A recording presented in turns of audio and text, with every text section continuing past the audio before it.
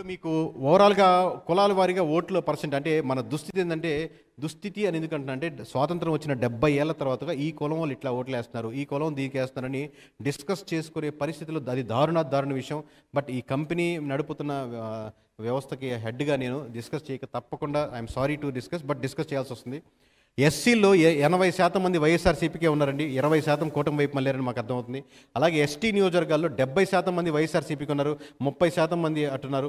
ముస్లిమ్స్లో 70% మంది వైఎస్ఆర్సీపీకి ఇస్తే 30% మంది స్టిల్ బీజేపీ కలిస్తే ఎవరు ఓట్లు వేయరు అంటుంటారు కదండి.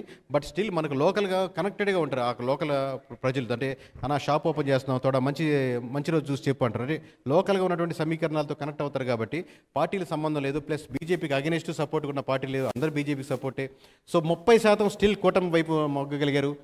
ఇక క్రైస్తవులు క్రిస్టియానిటీలో 80% to 20% అంటే 80% ఉంటే 20% అలా ఉన్నారు. కాపులో వన్ సైడ్గా ఉంది, 10% వైఎస్ఆర్సీపీకి ఉంటే 90% అంటే కాపుకి నేస్తాం లేకపోతే ఇంకోటి ఏ పథకాలు ఇచ్చినా మేము మొబ్బు చూపలేదు, కేవలం జనసేన పవన్ కళ్యాణ్ ఎటు ట్రావెల్ అయితే మేము అటు ట్రావెల్ అవుతారని 90% కూటమి వైపు మొగ్గు చూపారు. అలాగే కమ్మ కులస్తులు 10% వైఎస్ఆర్సీపీకి ఉంటే 90% ఇంకా కూటమి వైపు ఉన్నారు. ఇంకా ఎక్కువగా ఉండొచ్చు బట్ రౌండ్ ఫిగర్లో ఒక దగ్గర ఆగాలి కాబట్టి 90% వేసాం. అలాగే బీసీ ఎక్కువ మంది డిస్కస్ చేసేది ఏంటంటే మాకు ఈ కులాలన్నీ ఐడియా ఉన్నాయండి, ఈ కులం వాళ్ళకి వేస్తుంది, ఈ కులాలు బీసీలు ఎట్టున్నారు ఇది బీసీ అనేది ఒక కులం ఒక గ్రూప్ కాదండి, ఒక గ్రూప్గా వచ్చే ఆలోచన ఎటువైపు సరళ ఉంటే అటువైపు మొగ్గు చూపేది అనుకుంటుంటుంది. చాలా తక్కువ నెంబర్లు వేసాం బట్ స్టిల్ రౌండ్ ఫిగర్గా మీకు అర్థం చేసుకునేదానికి బీసీలు 40% వైఎస్ఆర్సీపీకి ఇస్తే మెజారిటీ శాతం మోర్ దాన్ 60%, మోర్ దాన్ 65% కావచ్చు. సో మెజారిటీ శాతం 60% ఓవరాల్గా కూటమి వైపే మొగ్గు చూపారు. అంటే ఫ్లో ఎలా ఉంటుందో అలా ఆ వైపే మొగ్గు చూపారు. లాస్ట్ టైం బీసీలు అధిక శాతం వైఎస్ఆర్సీపీకి ఓట్లేశారు, ఈసారి బీసీలు అధిక శాతం కూటమి వైపు మొగ్గు చూపారు. అలాగే రెడ్డీస్లో అంటే ఏదండి ఇక్కడ 10% ఉంది, 90% రావాలి, ఇక్కడ కూడా 10% రావాలి. అంటే రెడ్డీస్లో కూడా ఒక 20%. సారీ మీకు ఈ లైన్ ఏదండి అర్థం కావట్లేదు.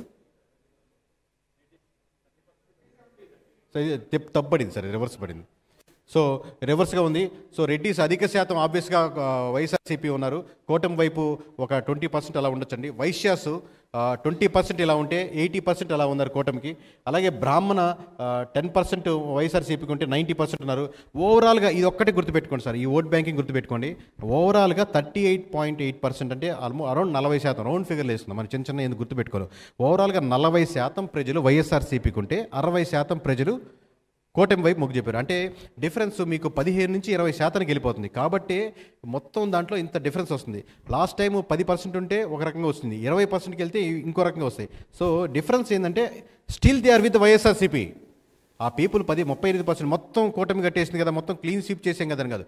Still around 40% are people more around 35 కావచ్చు 40 కావచ్చు మధ్యలో ఒక సెక్షన్ ఆఫ్ పీపుల్ ఖచ్చితంగా ఆబ్వియస్గా వైఎస్ఆర్సీపీని సపోర్ట్ చేస్తున్నారు. ఒక section of people more than 50%, 55%, more than 50% కూటమి వైపు మమ్మల్ని. సో పర్సంటేజ్ ఓట్ బ్యాంకింగ్లో ఇంత డిఫరెన్స్ వచ్చేసరికి, హ్యూజ్ డిఫరెన్స్ వచ్చేసరికి మీకు రిజల్ట్స్లో అంత వస్తున్నాయి. కానీ ఒక సైడ్ క్లీన్ స్వీప్ చేసేసింది, తుడిచిపెట్టుకోపోయింది, ఈసారి మన రాజ్యమే మనం కూడా ఇష్టం వచ్చినట్టు చేద్దామంటే రేపు ఇదే పర్సంటేజ్ ఇటు పడుతుంది అడ్డు పడుతుంది, అంతే తేడా. Yes next sir. సో మొత్తం పోలైన ఓట్లు 3,33,40,560 ఓట్లు పోలైనాయి సార్. మొత్తం పోలైన ఓట్లు ఉరామరిగా మనకు 3,33,40,560 ఓట్లు పోలైనాయి. సో దీన్ని మీకు ఇందాక వేసిన పర్సంటేజ్ చూసుకుంటే 1,94,04,206 మంది, 1,94,00,000 మంది. అలాగే 38% మీకు వైఎస్ఆర్సీపీ వేసుకుంటే 1,29,36,137. అంటే దాదాపుగా ఇద్దరి మధ్య తేడా 60 లక్షలకి వెళ్ళిందండి. 60 లక్షల ప్రజలు ఇటు కాదని ఇటు వేశారు కాబట్టి అంత హ్యూజ్ డిఫరెన్స్ కనపడింది. లాస్ట్ టైం డిఫరెన్స్ అరౌండ్ 30 లక్షలు అనుకుందాం అనుకోండి, ఇప్పుడు ఎక్స్ట్రాగా ఇంకో 30 లక్షలు వచ్చింది. అంటే 60 లక్షల మంది ప్రజలు ఇటు వేశారు కాబట్టి ఇంత పర్సంటేజ్ ఆఫ్ డిఫరెన్స్, ఇంత హోల్ మొత్తం మీద హ్యూజ్ డిఫరెన్స్ కనపడుతుంది మీకు.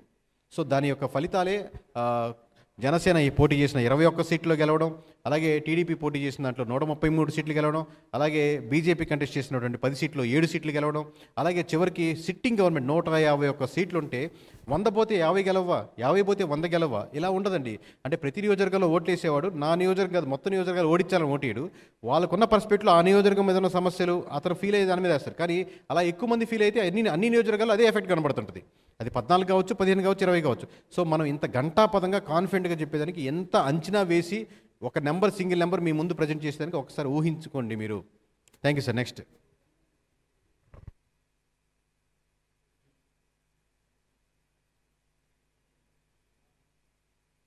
యా, సో ఓవరాల్గా ఆ ఒక స్లైడ్ ఏంటి సార్? ఓవరాల్గా లాస్ట్ ఫైనల్ నెంబరు టీడీపీకి, బీజేపీకి, జనసేనలో ఓవరాల్ ఫైనల్ నెంబరు ఆ స్లైడ్ వేయండి.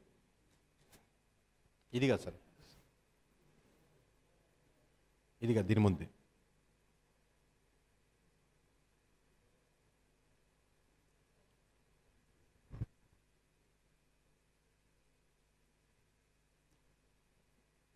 అంటే ఇలా ఫైనల్గా వచ్చిన నెంబరు ఇది కాదు సార్, ముందు నెంబరు,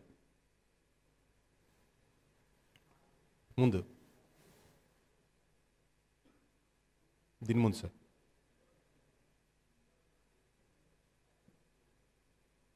దీని ముందండి.